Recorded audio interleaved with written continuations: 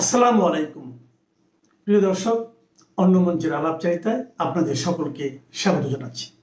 দর্শক, গতকালকে সংসদে গণভোট, জুলাই সনদ বাস্তবায়ন, সাংবিধানিক পরিষদ গঠন, জুলাই আন্দোলন, এই ব্যাপার নিয়ে তুমুল উত্তেজনা দেখা গিয়েছে। আমরা দেখেছি ব্যারিস্টার আন্দালিব রহমান পার্থ রীতিমতো ধুয়ে দিয়েছেন বিরোধী দলকে এবং ৭২-এর সংবিধান ছুঁড়ে ফেলাকে তিনি বলার চেষ্টা করেছেন ৭২-এর সংবিধান ছুঁড়ে ফেলতে চাইছেন কি এই কারণে যে ৭১-এর পরাজয়ের গ্লানি মনে পড়ে যায় বারবার ৭২-এর সংবিধান থাকলে। এরকম প্রশ্ন উত্থাপন করেছেন, তার জবাব দেওয়ার চেষ্টা করেছেন হাসনাত আবদুল্লাহ।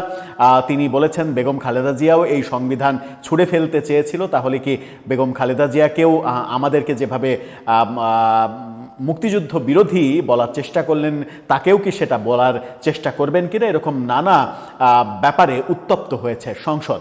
গতকালকে স্বরাষ্ট্রমন্ত্রীও বেশ গুরুত্বপূর্ণ কথা বলেছেন এবং স্বরাষ্ট্রমন্ত্রীর সব থেকে গুরুত্বপূর্ণ কথার মধ্যে যেটা আমার কাছে সব থেকে গুরুত্বপূর্ণ মনে হয়েছে সেটা হচ্ছে যে জুলাই সনদ বাস্তবায়নের যে আদেশ অন্তর্বর্তীকালীন সরকার দিয়েছিল সেটাকে তিনি প্রতারণা বলেছেন। অর্থাৎ অন্তর্বর্তীকালীন সরকার জাতির সঙ্গে প্রতারণা করেছে এই আদেশ অধ্যাদেশ দিয়ে। তার মানে জুলাই সনদ বাস্তবায়ন আদেশ, গণভোট, এগুলো কোনো কিছুই সংসদে পাশ হচ্ছে না। সংসদে যখন এগুলো পাশ হচ্ছে না, জুলাই সনদ বাস্তবায়ন আদেশকে যখন প্রতারণা বলছেন স্বরাষ্ট্রমন্ত্রী, তখন বিরোধী দল থেকে আন্দোলনের হুমকি দেওয়া হচ্ছে। এনসিপির বিভিন্ন পেজ থেকে রেমিটেন্স শাটডাউন, বিদেশ থেকে আহ্বান, জুলাই অভ্যুত্থান 2.0, এরকম নানা লেখালেখি চলছে। চলুন একটু জেনে দেখি স্বরাষ্ট্রমন্ত্রী সালাউদ্দিন আহমেদ এই জুলাই সনদ বাস্তবায়নকে কেন প্রতারণা বললেন, সাথে আর কি কি গুরুত্বপূর্ণ কথা তিনি বললেন। সেই আলোচনায় করবে এই ভিডিওতে, থাকবেন পলিটিক্স টিভির নিয়মিত আয়োজনে।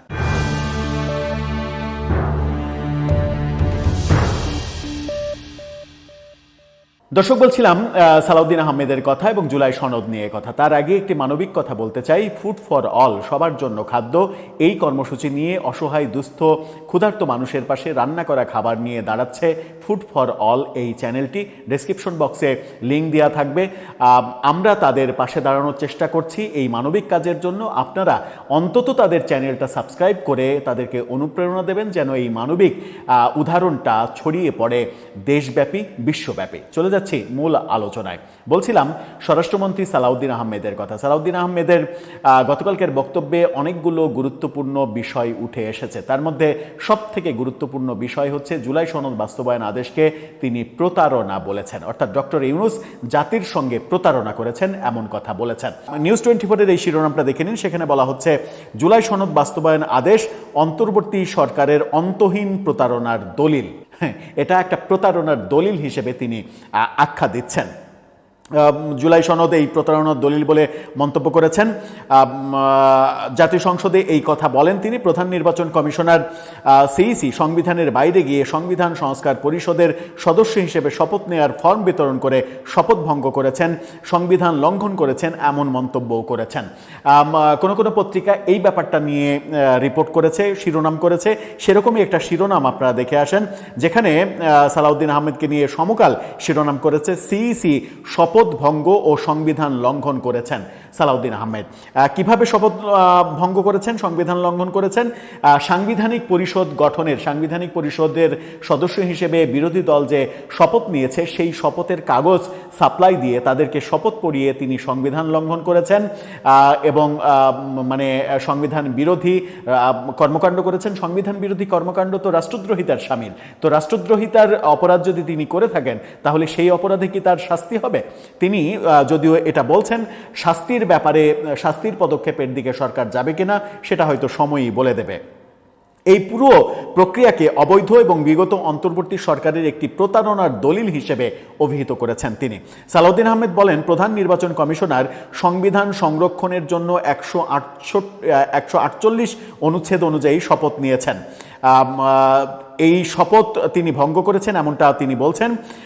কিন্তু কোন আইন বলে সংবিধান সংস্কার পরিষদের সদস্য হিসেবে শপথ নেয়ার ফর্ম জাতীয় সংসদ সচিবালয়ে তিনি পাঠালেন? এই ফর্ম দাখিল করার কোনো এখতিয়ার তার নেই।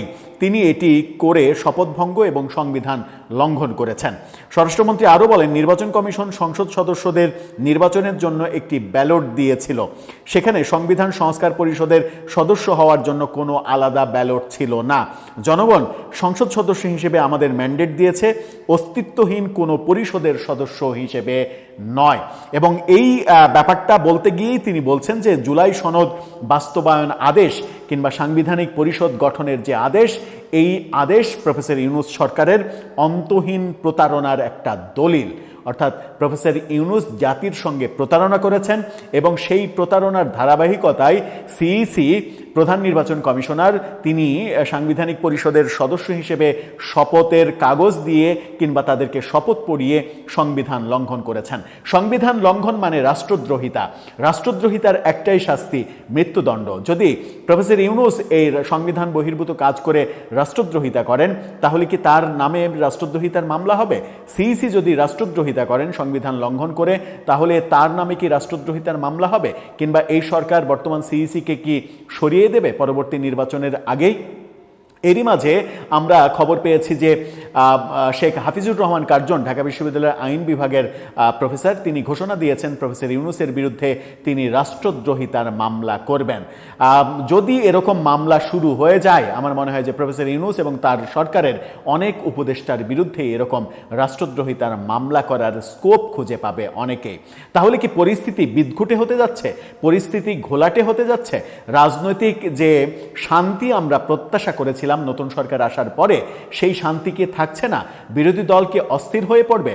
এনসিপি জামাত কি আন্দোলন দিয়ে আবারও রাস্তা গরম করার চেষ্টা করবে? এরই মাঝে তারা ঘোষণা দিয়েছে জুলাই অভ্যুত্থান 2.0, অর্থাৎ শেখ হাসিনার পতন একটা আন্দোলন দিয়ে হয়েছে, এবার বিএনপি সরকার পতনের জন্য তারা আরেকটা আন্দোলনে নামবে। সেই আন্দোলনে নামলে জনগণের সমর্থন, জনগণের আস্থা তারা কত পার্সেন্ট পাবে আগের তুলনায়, সেটাও একটা বড় প্রশ্ন। দর্শক, আপনার কাছে কি মনে হয়, এই যে প্রফেসর ইউনূস প্রতারণা করলেন এবং সংবিধান লঙ্ঘন করলেন প্রধান নির্বাচন কমিশনার, এর দায় কে নেবে? আপনার মতামত জানিয়ে লিখতে পারেন আমাদের কমেন্ট বক্সে।